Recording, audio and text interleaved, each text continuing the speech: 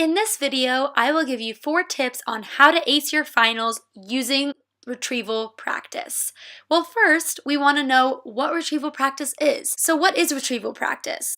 Retrieval practice is a skill that focuses on recalling information that has already been learned.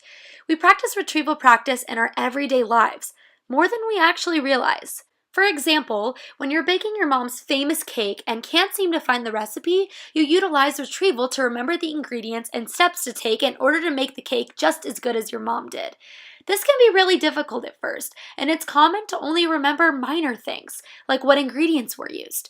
But as you continue thinking about the cake recipe, you slowly start to remember the quantity of each ingredient, and finally the order in which the ingredients were put together to make the perfect cake. If you study for your exam using these retrieval practice skills, you're more likely to remember the information in the long term. That brings me to my first tip. Do not cram. Cramming causes much more stress than needed, and the likelihood of you actually remembering all the material is very slim.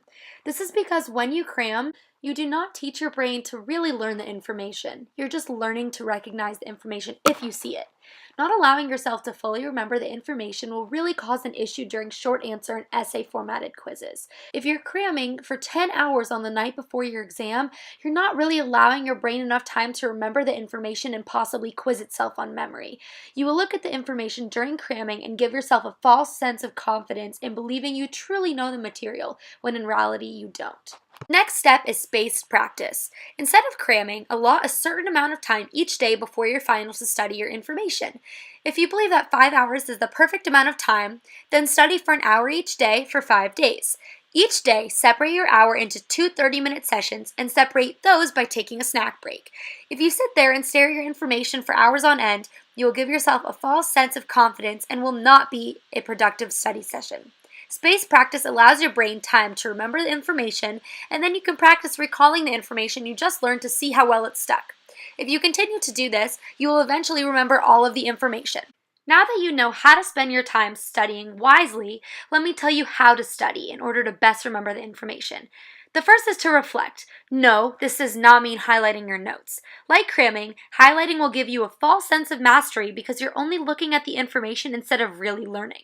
Instead, skim your notes from each class and write short summaries of the most important information. Try explaining what you learned to a friend or a classmate. Not only will this condense the amount of information you study, but writing the information out and explaining to others will also allow you to solidify the information in your brain. It will also allow you to recall what a professor said about the certain topic. After remembering what was said in lectures and teaching a friend the material, you are more likely to remember everything even after the exam.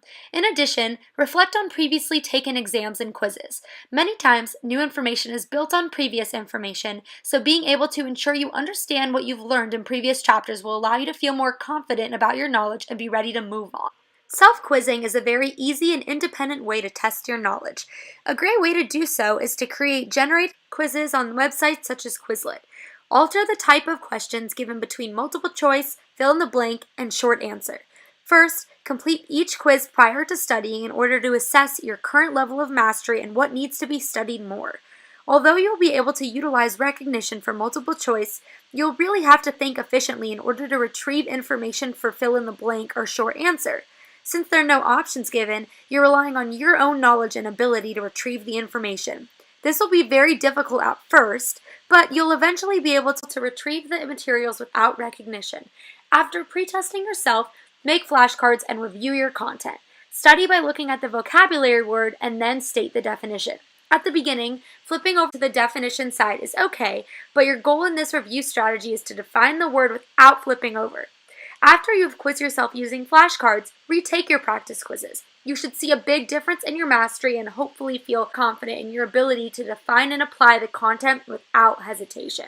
Now that you know what study strategies actually work, you are more than ready to ace your finals. Good luck and be confident.